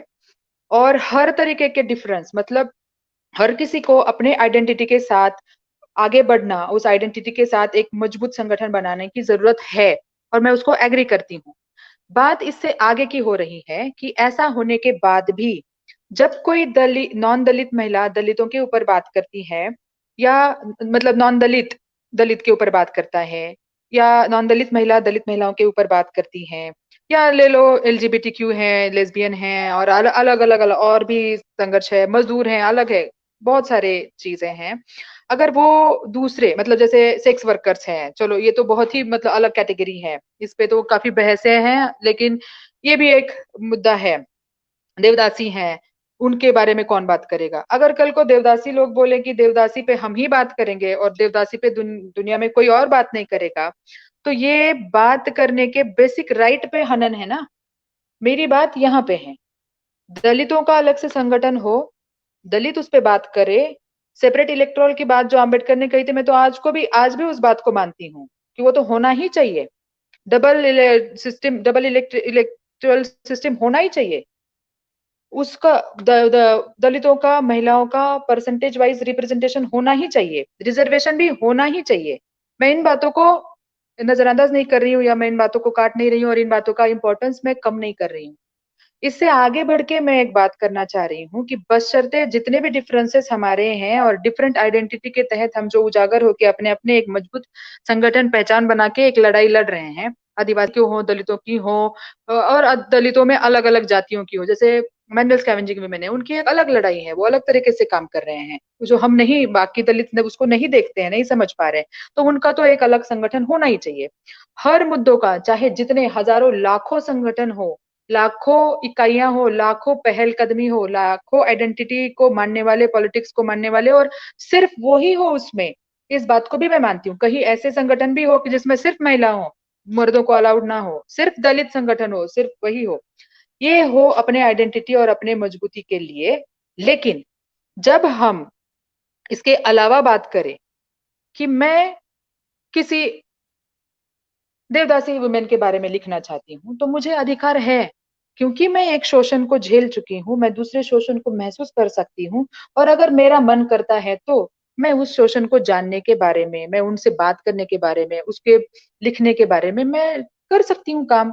ये होना चाहिए। और ये तो फ्रीडम ऑफ एक्सप्रेशन है, ये तो एकदम बेसिक राइट्स में आता है कि मुझे दुनिया के किसी भी चीज के बारे में कुछ भी लगे, मैं उसको लिखूं, बोलूं और काम करूं, तो वो होना चाहिए। और मैं उसके लिए खड़ी हूँ। और कहने की बात अरुंधति रॉय और अदर लोगों का मैंने इसलिए एक्सपीरियंस दिया कि ये बात नहीं हो रही है। रही बात ये कि आपने पूछा कि ये कहाँ से आ रहा है, कि आप हमारे बारे में बात मत करो, आपको किसने अधिकार दिया, आप हमारे शोषण को नहीं समझते, नहीं जानते, ये हमारे अनुभव की बात है और ये आप कोई नहीं समझ सकता तो आपको बात करने का कोई हक नहीं। ये बात कहाँ से आ रही है, मैं भी इसको सोच रही थी कि ये बात कहाँ से आ रही है, क्योंकि आ तो रही है। तो पर्सनल मेरा ओपिनियन है, इसको अभी पूरा स्टडी भी नहीं किया गया या कभी इसको कुछ जांच पड़ताल भी नहीं हुई है, लेकिन मेरा जो अपना अनुभव है उससे मुझे ये लगता है कि दो तरीके की स्ट्रीम्स है। एक है हमारे दलितत्व को या हमारे विमेन दलितत्व को या हमारे शोषण को इस्तेमाल करना, इसलिए कि हम रोना रोते रहेंगे, ब्लेम देते रहेंगे। इसमें रिस्पॉन्सिबिलिटी नहीं है बिल्कुल भी, इसमें है कि सिर्फ रोना रोना और ब्लेम गेम करना। दूसरा है पक्ष कि ब्लेम करना, उसको क्रिटिसाइज करना, बकायदा हर लेवल पे लिखना कि भाई तुमने इस लेवल पे इसमें दलितों का शोषण है, इसमें दलित विमेन का शोषण है, ये एट्रोसिटी है, ये केसेस है, इसको बकायदा इंगित करके क्रिटिसाइज करना, उसका पर्याय देना और रिस्पॉन्सिबिलिटी लेना कि मेरे चेंज के लिए मैं जिम्मेवार हूँ, मेरे समुदाय के लिए मैं जिम्मेवार हूँ और शोषण के हर एक खतरे के लिए मैं जिम्मेवार हूँ। कोई भी शोषण हो मैं उसके खिलाफ हूँ। आगे जाके बात यहाँ तक जा सकती है। एक तबका है जो इस लेवल पे काम कर रहा है, वो भी बहुत बड़ा है, और लेकिन एक तबका है जो हमारे मतलब ये एक ऐसी बात हो गई है कि शोषण को ही इस्तेमाल किया जा रहा है अपने पर्सनल गेन के लिए। ये मेरा बहुत ही पर्सनल ओपिनियन है और ये बहुत ही फर्स्ट हैंड है, मतलब इसको ज्यादा वो नहीं किया जा सकता है, बहुत लाउड थिंकिंग कह सकते हैं। और ये एक दिख रहा है कि बिल्कुल सोचे समझे मतलब क्षणिक उसके लिए फटाक से कुछ बोल दो, फटाक से किसी का विरोध कर दो और मेरा शोषण है, मेरा शोषण है, इसको इतना इस्तेमाल करो। अंबेडकर जी का जितना शोषण हुआ था उतना तो मेरा और मेरे साथ के किसी महिला का या पुरुष का मैंने नहीं देखा। अपने मतलब अपनी कास्ट छुपाना पड़े किसी को, वर्क के बाहर बैठना पड़े किसी को, आज तो ऐसी सिचुएशन वैसी है नहीं। अगर आप देखा क्योंकि हमारा स्टेट सपोर्ट में है, उस समय तो स्टेट ही मनुवाद, आप जो मनुवाद का बात करो तो मनु का ही रूल था। अब मनु का रूल नहीं है, उसी के खिलाफ उन्होंने लड़ा, मनुस्मृति का दहन करा। हाँ, लेकिन मनुवादी मानसिकता अभी भी है। और मैं जब्बार भाई आपको बोलना चाहूंगी कि मनुवाद एक मानसिकता है, कैपिटलिज्म एक मानसिकता है, पैट्रियार्की एक मानसिकता है। सबसे निचला और सबसे गरीब इंसान चाहता है कि वो अमीर बने और वो चाहता है कि इसी में हर सिस्टम का हुनर और हर सिस्टम की बुनियाद यही है कि हर तबके का इंसान अपने नीचे वाले तबके को दबाना चाहता है और ऊपर उठने की लालसा रखता है। यही एक इसी में निहित है और इसीलिए बिना कोई बताए, बिना किसी रूल के ये चीज चलता जा रहा है, क्योंकि मुझे नीचे देखने के लिए कोई है, मुझे ऊपर चढ़ने के लिए कोई है। तो पैट्रियार्की में पुरुष मर्द में भी यही है, कैपिटलिज्म हर शोषण की व्यवस्था यही एक बुनियादी बात है जो हमें मनुस्मृति में मजा आता है पुरुषों को। अरे जब दलित मर्द बाहर जाते हैं तो उनको बहुत दुख होता है, उनके साथ छुआछूत होता है, उनको डबल स्टैंडर्ड बिहेवियर किया जाता है। जब वो घर में आते हैं उनको बड़ा मजा आता है, मेरे पाँव दबा दो, मेरे लिए खाना बना दो, मैं तो थाली तक नहीं उठाऊंगा, क्योंकि मैं तो मनुवाद का जो मनु ने दिए हुए सारे जो पावर है वो तो वो इस्तेमाल करना चाहते हैं। मनुवाद की और हर शोषण की सिस्टम की यही है कि हर किसी को भोगने के लिए, पावर फील करने के लिए हर किसी को थोड़ा थोड़ा जगह है, और जो सबसे ऊपर है उसको बहुत ज्यादा है। तो सबसे ऊपर वाले को चोट इसलिए नहीं पहुंचती है कि वो जो है वो पकड़ के रखना चाहता है हर चीज अपना, कास्ट, क्लास, जेंडर, जितना भी पावर है वो पकड़ के रखना चाहता है। तो वैसे ही जब्बार भाई सबसे छोटा तबका वाला भी इंसान उसी को पकड़ के रखना चाहता है। दारू पी के आएगा, मतलब बाहर जितना दारू पी के आएगा मारेगा। अब इसमें अलग तरीके की, हाँ शोषित है तो शोषण करेगा वगैरह वगैरह है, लेकिन इसकी बुनियाद यहाँ पे है कि हर किसी को मौका मिलता है और हर कोई उस मौके का इस्तेमाल करना चाहता है। जब तक ये बात ये वैसे इस्तेमाल हो रही है और जितना अपने आप को बदलने में इंसान काम करता है, जो बुद्धिज्म की बात आगे जाके आती है, तो बदलाव जरूर होता है। और कई बार इन्होंने कहा कि इनके पति ने इनको पढ़ाया, ऐसे बदलाव आते हैं, लेकिन उस पुरुष को, उस मर्द को हमें जो प्रिविलेज मिले हैं as a being a man, जो मर्द होने के, जो एक मनुस्मृति के कारण मर्द होने के हर मर्द को जो फैसिलिटीज मिली है, जो प्रिविलेजेस मिले हैं, कई मर्द ऐसे हैं जिन्होंने इन प्रिविलेजेस को त्यागा है, कहा है कि हम नहीं करेंगे इसको, अगर हम कुछ और चाहते हैं तो हम भी इसको त्याग देंगे। थोड़ा कम नींद, थोड़ा कम आराम, थोड़ा ज्यादा सहूलियत किसी और को, तो अगर ये दर्द बांटना और ये स्पेस, मतलब प्रिविलेज और हमारे जो पावर है उसको शेयर करने की, जिसमें जितनी ताकत आएगी उतना ही समाज आगे बढ़ेगा। किसी को इंगित करके या किसी को इंतजार करके कि कोई और बदलेगा तो हम बदलेंगे, ऐसा भी नहीं होने वाला है। इसलिए ब्लेम से अच्छा है कि एक रिस्पॉन्सिबिलिटी लो और रिस्पॉन्सिबल होने के नाते अपना अपना काम करते जाओ और हर किसी शोषण के साथ खड़े रहो, तभी शोषण के खिलाफ लड़ने वालों की लड़ाई मजबूत हो जाएगी। यही मेरी बात है। Thank you. मैं अगला सवाल डॉक्टर किरण जी से ले लेता हूँ। मेरा पहला तो ये है कि मेरे जो दिमाग में सवाल है और जो सबकी, बुद्धिज्म पे आपने पीएचडी करने का जो आइडिया है वो क्यों आया, किस प्रेरणा से आया, और ये आइडिया आपके आया, आपने उसका बताया, आपने बुद्धिज्म का आध्यात्मिक और भावनात्मक पक्ष आपने रखा अच्छे से, लेकिन बुद्धिज्म, बाबा साहेब अम्बेडकर ने हिंदू धर्म का त्याग करके बुद्धिज्म को अपनाया।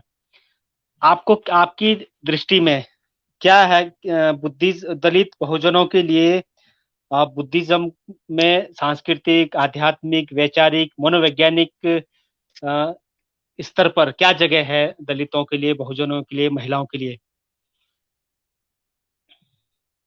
आपके हिसाब से?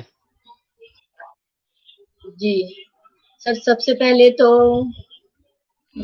जो बुद्धिज्म का टॉपिक मैंने सुना पीएचडी में, वो मेरे हस्बैंड का दिया हुआ था। उन्होंने, मेरी शादी के बाद घर का माहौल था ऐसा कि यहाँ पे सिर्फ दया, करुणा, मानवता का ज्यादा था। धर्म, हिंदू धर्म को ज्यादा फॉलो नहीं करते थे, बुद्धिज्म को तो करते थे। शादी के बाद जी, मतलब धर्म से मतलब, धर्म क्या है? धर्म मतलब जो प्रकृति है, जो चीजें हमें मिल रही है, सूरज का धर्म है जैसे तेज, प्रकाश, ऊष्मा देना, वो ही धर्म है हमारा। कि गरीबों की सेवा करना, अपने घर में जो काम वाले हैं उनका ध्यान रखना, किसी को भी कोई जरूरत हो तो उसकी पूर्ति करना, हम लोग इसी को धर्म मानते हैं। तो वो काफी उसको पढ़ा तो बौद्ध धर्म देखा, उसको बुद्धिज्म मतलब धर्म दे दिया है नाम। तो बुद्ध मतलब जाना हुआ, ज्ञान।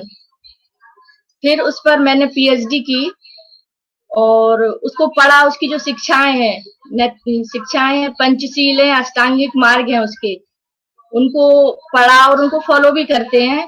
तो उसमें देखा कि इंसान इंसान में भेदभाव नहीं, उसमें यहाँ तक कि जीव जंतुओं में, पेड़ पौधों में तक भेदभाव नहीं है।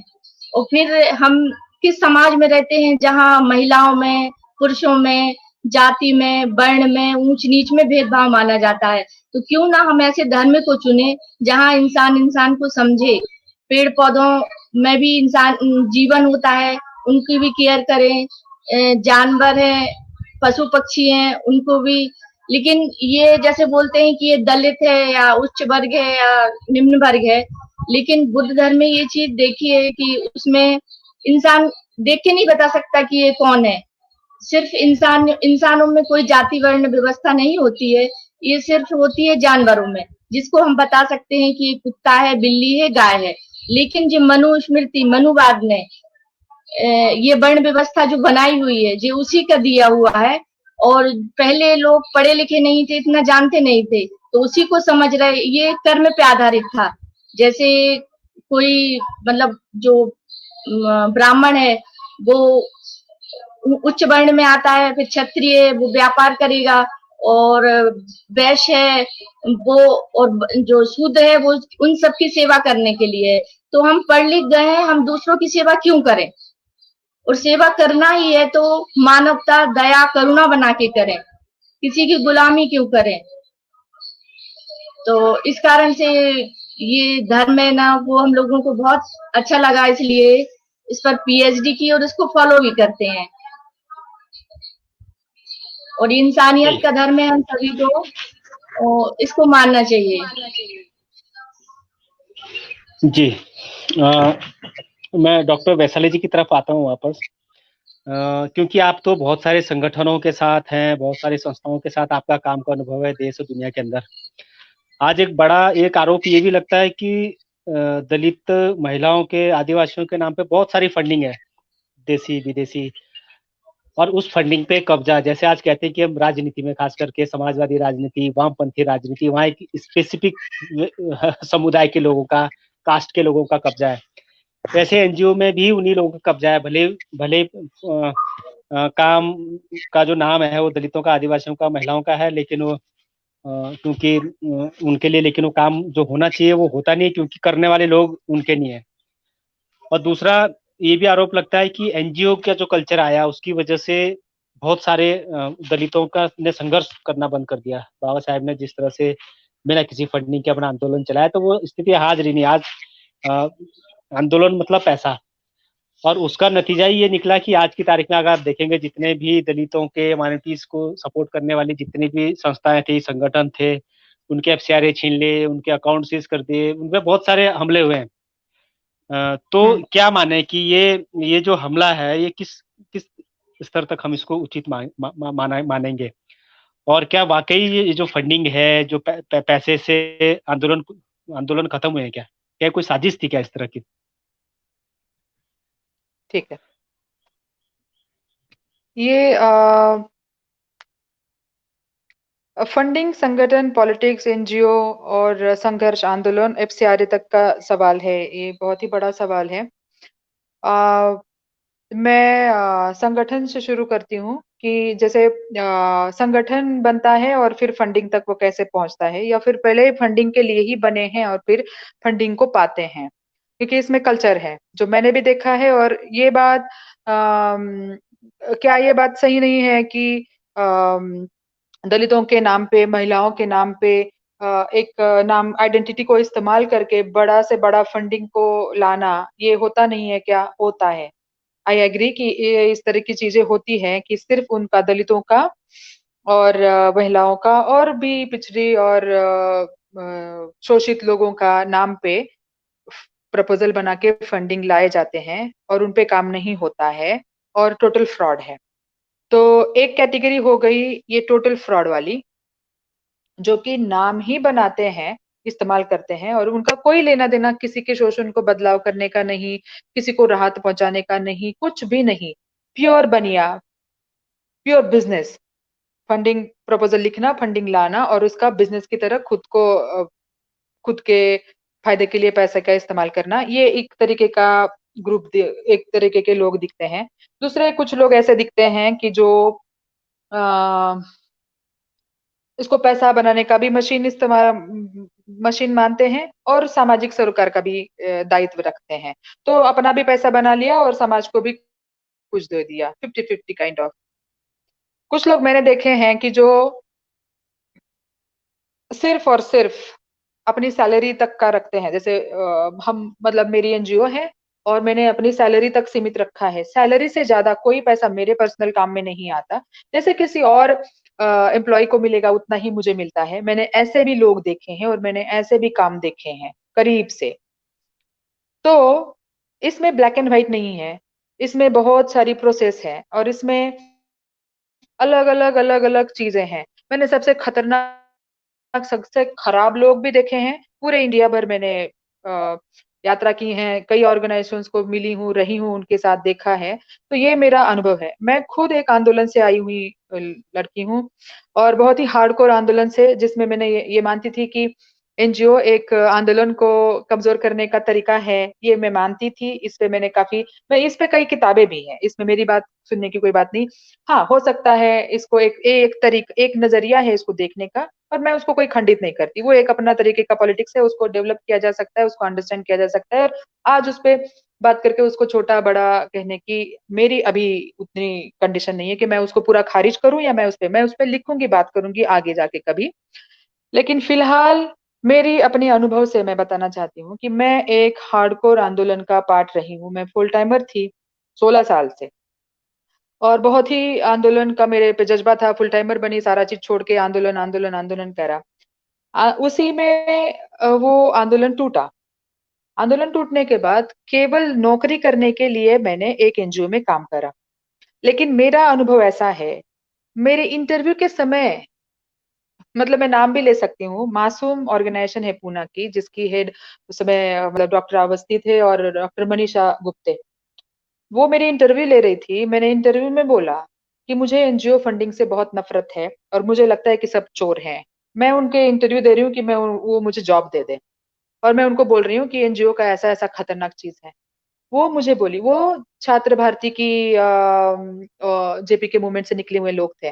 तो मैंने देखा है, मैं उनके साथ भी बड़ी हुई हूँ। जेपी के मूवमेंट से निकले हुए ये लोग हैं, सारा डॉक्टर पीएचडी किए हुए थे उनके पति। मैं डॉक्टर मनीषा उस समय कई बड़ी डिग्री और कुछ और भी कर सकते थे वो दोनों। तो वो गांव में गए, भोर में पुरंदर में वहां रहे, और फेमिनिस्ट हेल्थ सेंटर वहां पे खोला, कई चीजें वहां पे देखी।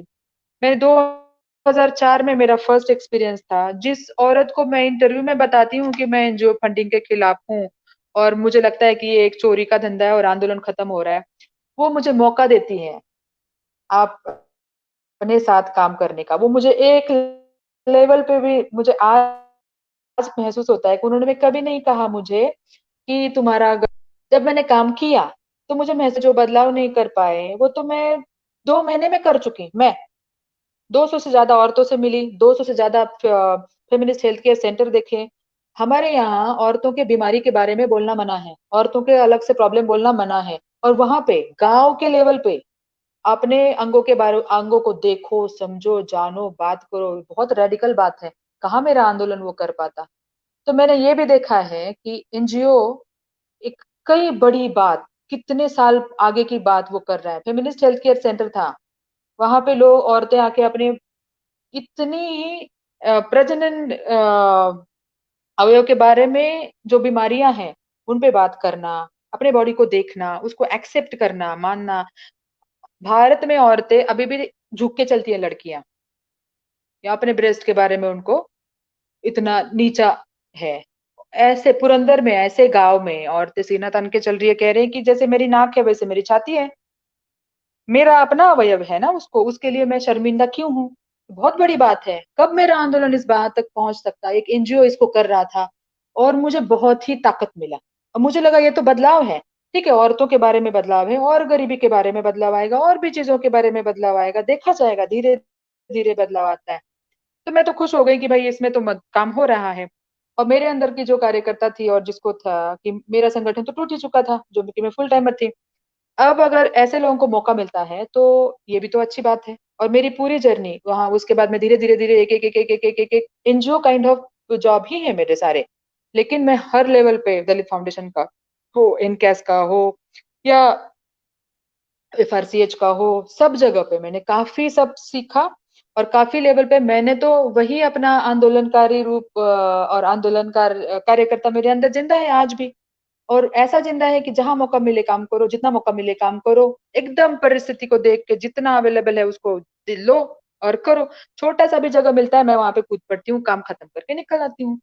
कुछ नहीं हो रहा है, इस पे जितना ध्यान लगाएंगे उतना हमारा नुकसान ज्यादा है। जो हो रहा है उसको देखो, जहां स्पेस नहीं है। फेमिनिस्ट आंदोलन का तो यही एक बड़ा बात है कि जहां स्पेस नहीं वहां स्पेस बनाओ। ठीक है, 10 एनजीओ ऐसे हैं कि जो प्योर बनियागिरी करते हैं, उसमें से 10 ऐसे हैं वे करते हैं। उनको चिन्हित करो, इंगित करो जो ऐसा काम कर रहे हैं और कर ही रहे हैं। रही बात फंडिंग की, तो मुझे याद है कि मनीषा गुप्ते जो है, उन्होंने मुझे ये कहा था कि फंडिंग तुम कहती हो कि फंडिंग फंडिंग फंडिंग, वो फंडिंग हमारा अपना पैसा है। बड़ी बड़ी कंपनियों का पैसा जो है वो मजदूरों का पैसा है। जब मजदूरों का पैसा, तो हम कौन है जो सबसे नीचे हैं, तो हमारा पैसा उनका उनको देना जरूरी होता है, क्योंकि उनको टैक्सेस से छुट्टी पाना पड़ता है। वैसे भी वो पैसा किसी न किसी के पास तो जाने ही वाला है, अगर हम उसको इस्तेमाल करें तो उसमें कौन सी दिक्कत है। तो कई अच्छी संस्थाएं मैंने देखी है, कई अच्छे काम मैंने देखा, दलित फाउंडेशन का काम मैंने देखा, एनसीडीएचआर का काम मैंने देखा है। अभी दलित विमेन अधिकार मंच जो है, मतलब जिसको अभी अभिरामी देख रही हैं, उसके पहले आशा कोतवाल उसको देख रही थी, वो कितना बड़ा साउंड है, मतलब यूएन तक दलित विमेन का आवाज चला गया। रूथ मनोरमा जी का, उनका आंदोलन है दलितों का, दलित महिलाओं का, तो ये तो एनजीओ ही है। अगर वो नहीं होता, एनसीडीएचआर का एक वैभव गीते कार्यकर्ता है महाराष्ट्र का, वो काम करता है, उसके दोस्त को, मतलब वही इंडियन जे का ही कार्यकर्ता था, उसका मर्डर कर दिया गया। क्यों? तो उसने एक दलित एट्रोसिटी के केस पे दलितों का साथ दिया। मतलब दलितों का साथ एक एनजीओ के कारण ही हो रहा है। मैं तो कहती हूँ अगर ये एनजीओ का फंडिंग नहीं होता, हम दलितों के पास इतना पैसा कहाँ है कि किसी एट्रोसिटी के केस पे जाके हम वकील भी उसको दे, उसके आने जाने का भी खर्चा देखे, उसको हॉस्पिटल में भी लेके जाए। हमारे पास तो पैसे ही नहीं होते एक केस को चलाने के लिए। हेनरी जी के साथ मैंने काम किया था, पीपल्स वॉच के साथ। पीपल्स वॉच का एफसीआरए बंद ब्लॉक है। तो ऐसे सारा इतिहास अगर देखा जाए तो दलितों के लिए और महिलाओं के लिए तो वैसे भी फायदा ही हुआ है। जब फायदा हुआ है तो क्या बड़ी बड़ी बातें हम करेंगे, और क्या उसका फायदा है। और जब पैसा सबके लिए आ रहा है, सब जगह जा ही रहा है, तो हमने उसका सही इस्तेमाल करना हमारे हाथ में है, तो वो करना चाहिए। रही बात अब आंदोलन को दबाने के लिए, मतलब संघर्ष तो मुझे नहीं लगता कहीं मिटा है, संघर्ष तो एकदम गहरा हुआ है, इसीलिए एफसीआरए बंद किए जा रहे हैं। इसका एक क्लासिकल एग्जांपल है, एफसीआरए बंद करने की क्या जरूरत पड़ी? जब जनता स्टेट के खिलाफ, जब जनता पूरे दुनिया के खिलाफ खड़ी हो गई कि हम यूएन में भी जाके बात करेंगे। अब वो हेनरी तिफांगे हैं, एडवोकेट है, और वो हमारे दलित और ह्यूमन राइट कार्यकर्ता है, वो वहां जाके बोलते हैं कि देश में ऐसा है वैसा है, अभी भी बोलते हैं वो। तो उनका एफसीआरए ब्लॉक है। एफसीआरए ब्लॉक होता है तभी होता है, तो हमारे लिए तो अच्छी बात है कि जिनका एफसीआरए ब्लॉक हुआ है वो अच्छे काम है, लेकिन ये नहीं कि सब अपने एफसीआरए ब्लॉक करवाने में लग जाए। तो बचना है, रास्ते देखने हैं और आंदोलन को जिंदा रखना है, जो मौका मिले जैसा मिले। और ऐसा ही होता आया है, ये कोई बड़ी बात नहीं है। हम एक बहुत पुरानी सभ्यता का हिस्सा है, मानवता का। मानवता हर समय संघर्ष करती रही है, हर समय इस तरीके का स्थिति रहा है, और हर समय वहां जीने वाले लोगों ने, कुछ होते हैं जो एकदम जुझारू होते हैं, वो लीड करते हैं, और हमारे भी लीडर्स हैं। तो बातें जाएगी, जा रही हैं। होपफुली मैंने इसका जवाब दिया है। बहुत अच्छा दीदी। आठिया जी, आपके कोई सवाल है तो आप ले लीजिए। हाँ, अंत में मेरे दो सवाल रहेंगे। तो वैशाली जी से मेरे सवाल हैं। जैसे भी चर्चा में आया कि एक तो जो हमारा समाज है, भारतीय समाज, वो मनुस्मृति के आधार पर हजारों साल तक चलता रहा। और उसमें जो सीढ़ियां हैं, पहले तो वर्ण की सीढ़ियां हैं, ब्राह्मण, क्षत्रिय, फिर वैश्य, और इसके नीचे शूद्र आते हैं। और फिर उनमें ढेर सारी जातियां हैं, हजारों की संख्या में। आज की तारीख में यदि बहुजन समाज में देखें तो 6,000 से अधिक जातियां आती हैं। तो अभी जाति की आपने चर्चा की कि बदलाव कुछ हो रहा है। जो छुआछूत का भाव वो धीरे धीरे कुछ शहरी क्षेत्रों में कम हुआ, लेकिन ग्रामीण क्षेत्रों में भी हम देखें तो आज भी स्थिति वैसी की वैसी है। तो ये जो जाति का मामला है, अंततः जाति समाप्त करने की सब बात करते हैं, बात होती है, बहुत सारे कहते हैं जाति तोड़ो, बहुत सारे आंदोलन भी चलते हैं। अंततः ये जाति टूटती क्यों नहीं है, और ऐसा क्या विकल्प है कि इस जाति को हम तोड़ सकें, और ये हमारे भारतीय समाज से ये जाति की जो दीवारें हैं वो खत्म हो जाए, इसके लिए अंततः क्या विकल्प? हाँ जी, वैशाली। ये तो सवाल बहुत बड़ा है, जिसको तो अंबेडकर जी भी हल नहीं कर पाए, तो मेरे बस की बात नहीं है। बट मेरे अनुभव से जो मुझे लगता है, वो ये है कि जाति जाति नहीं है। इसका कारण मैंने पहले भी बोला था कि हर किसी के मन में वो जाति है। आ, मतलब मेरे नीचे कोई है और मेरे ऊपर कोई है, तो वो जो एक लालसा है कि मुझे दबाने के लिए कोई मिला है तो अच्छा लगता है, मेरे को कोई दबाता है तो बुरा लगता है। सो ये जो मानसिकता है, तो इसमें क्या है कि अगर मुझे कोई बदलाव करवाना है, तो मुझे जो सुकून मिल रहा है, मेरे नीचे कोई है, मुझे जो प्रिविलेज मिल रहा है, जो पावर मिल रहा है कि मेरे नीचे कोई है, उसका जो मुझे आनंद है, मैं उसको भोगती हूँ, उसको छोड़ो। मतलब डी कास्ट होना, डी जेंडर होना, डी क्लास होना, मतलब जो प्रिविलेजेस मुझे इस क्लास में, कास्ट में, जेंडर में, मतलब सेक्स में पैदा होने का मिलता है, उस प्रिविलेज को छोड़ने की ताकत जब जब जितनी जितनी आएगी उतना उतना बदलाव आएगा। सब कास्ट, मैं खुद अपना बताती हूँ, मेरी माँ ने मुझे मारा था, मुझे गाय की तरह बांध के रखा था। क्यों? तो मैंने एक महार जाति के यहाँ खाना खाया था। मैं चांभार हूँ, महाराष्ट्र की। तो मैं यहाँ बाकी जातियों से गालियां खाती भी हूँ, और मुझे अपने घर में मतलब ये अनुभव है। अब मेरी माँ बदल चुकी है, उसने काफी सब कुछ अभी जाना है, और अभी वो अंबेडकर हमारे घर में है, अंबेडकर सब जगह है। लेकिन मैं बच्ची थी तो मुझे ये अनुभव मिला है, और ये सत्य है। अगर इतनी भयंकर कास्ट है, इतना परकोलेट होता है, और इतना मेरे अंदर वो आता है, तो उसको मिटाने के लिए उतनी ताकत चाहिए। जितनी उसके फायदे मुझे अच्छे लगते हैं, उतने उसके टोटे अच्छे लगते हैं। जिस समय ऐसा हो जाएगा कि मुझे जो उसके प्रिविलेजेस है वो कम अच्छे लगे, और उसके नुकसान जो है उतने ज्यादा बुरे लगे, उस दिन ये बदलाव हो जाएगा, और वैसे होता आ रहा है। इसलिए मैंने बोला कि डी कास्ट लोग मैंने देखे हैं। ऐसी ब्राह्मण औरत को मैंने देखा है कि जिसको कोई मानता ही नहीं है जब तक वो अपने मुंह से ना बोले कि मैं ब्राह्मण हूँ। ऐसे डी क्लास लोगों को मैंने देखा है कि जो ऐसे रहते हैं कि जैसे बुद्ध ने घर त्याग, सारा सब त्याग कर दिया, ऐसे ऐसे लोग मैंने ग्राउंड पे काम करते देखे हैं कि वो सब त्याग करके ऐसे जगह पे रहते हैं, ऐसा काम करते हैं। उनको, मेधा पाटकर जी का क्या है, ये अनिल अवचट, और भी ये तो बड़े बड़े नाम हो गए, लेकिन छोटे छोटे ऐसे हजारों एक्टिविस्ट है। गेल ओमेट है, भारत पाटनकर है, ये लोग क्या है, इतने अमीर है, जाति से अमीर है, पैसों से अमीर है, लेकिन इन्होंने एक सिलेक्शन किया और अपने लाइफ को, जितने प्रिविलेजेस है उसको हटा के एक इंसानियत को बचाए रखने का काम किया।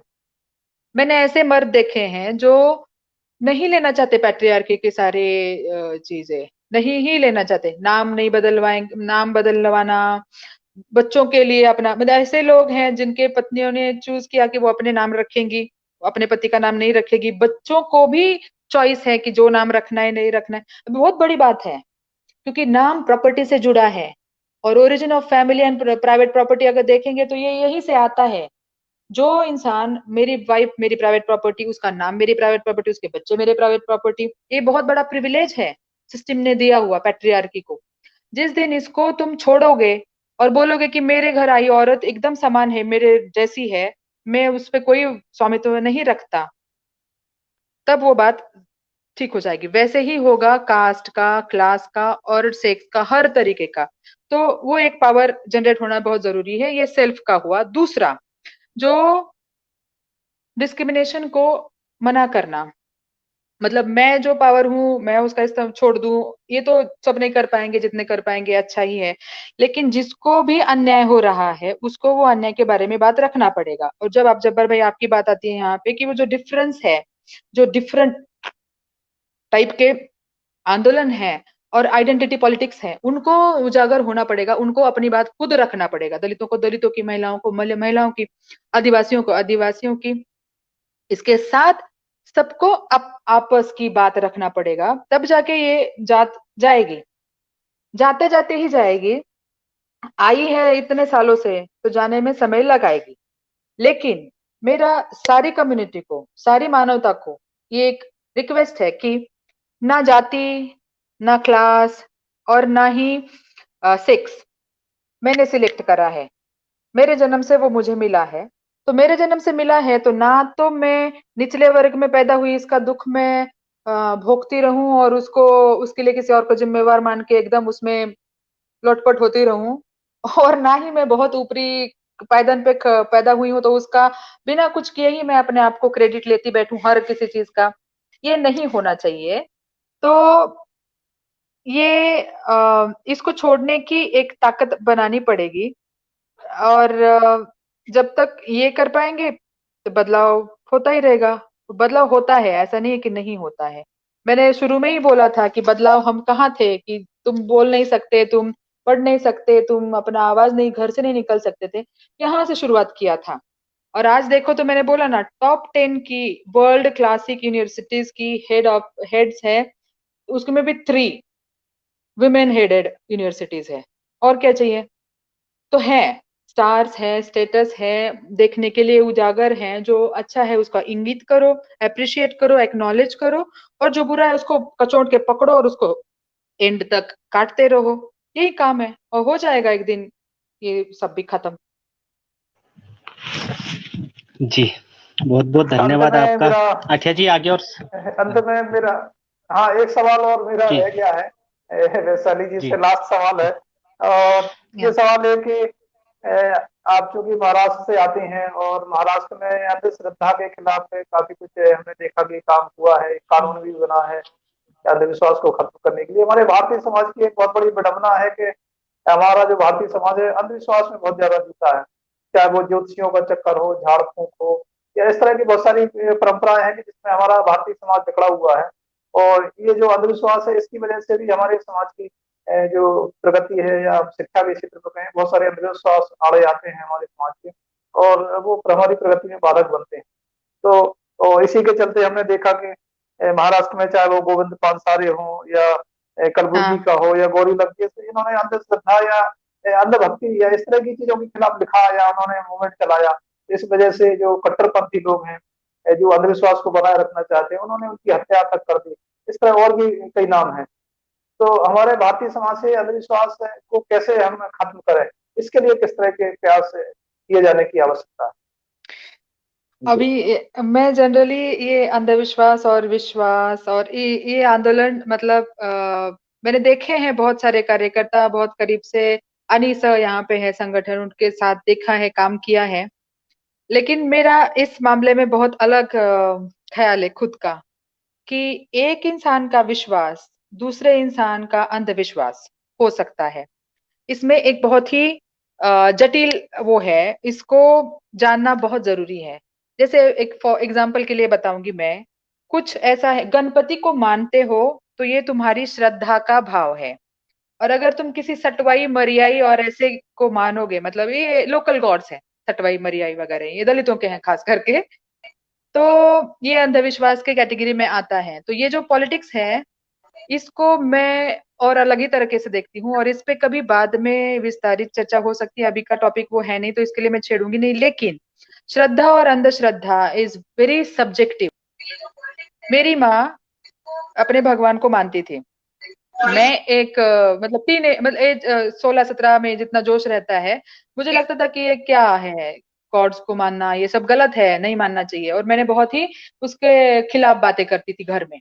मेरी माँ ने मुझे सिंपल सवाल कहा कि तुम किताबें क्यों पढ़ती रहती हो दिन रात, तो उसमें तुम्हें क्या मिलता है, और मैं तुम्हारी किताबों की बातों को नहीं मानती। तो मैं तुम्हें नहीं कहती कि तुम किताब मत पढ़ो, और किताब खराब है तो तुम्हें कोई हक नहीं है, मैं जो अपने गॉड की पूजा करती हूँ तो वो मुझे न करवाने का, ये बोल के कि कैसे ये खराब है और इससे कैसे समाज पीछे जाएगा, ये होगा वो होगा। तो मेरा दो तरीके का, दो लेवल पे बात है इसको लेके। एक, अगर आपकी श्रद्धा और आपकी किसी और को अंधश्रद्धा लग सकती है, अगर आप अपने घर में भगवान को पूजा करती है और अपने अपने घर में जो आपको करना है उसको आपको संतुष्टि मिलता है, तो आपको कर लेना चाहिए।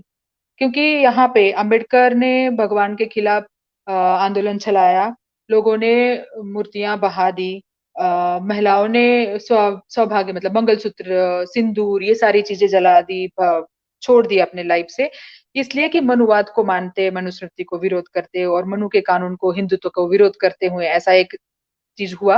लेकिन मेरे थीसिस में भी ये बात आई है कि लोग उसको भुला नहीं पा रहे हैं। जो आप पलते बढ़ते हो और जिस चीज को देख के आप जीवन अपना पूरा व्यतीत करते हो, ऑल ऑफ अ सडन आपको अगर वो श्रद्धा से हटाया जाए तो आपके लिए बहुत मुश्किल होता है। अंबेडकर ने उसको बुद्धिज्म का सॉल्यूशन दिया था कि चलो ये रिचुअल्स छोड़ो और ये रिचुअल्स को फॉलो करो, क्योंकि मानवीय इसका मानव मन और मानवता उनका एक अलग ही रिश्ता है। तो अंधश्रद्धा और श्रद्धा ये एक पर्सनल बात है। जब तक आप किसी को हर्ट नहीं करते, किसी को प्रॉब्लम क्रिएट नहीं करते, तब तक आपको मुझे लगता है कि एक हक है अपने तरीके से अपनी चीजों को फॉलो करने का।